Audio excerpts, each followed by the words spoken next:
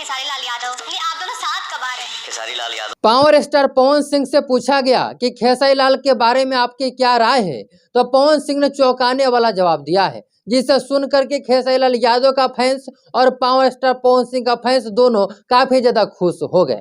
जहां पे आप लोग देखते थे कुछ दिन पहले ये दोनों काफी ज्यादा लड़ते झगड़ते थे, लेकिन अब ये दोनों जो है आपस में मिलजुल कर रहते, जिससे दोनों का फैंस जो है काफी ज्यादा खुश रहते।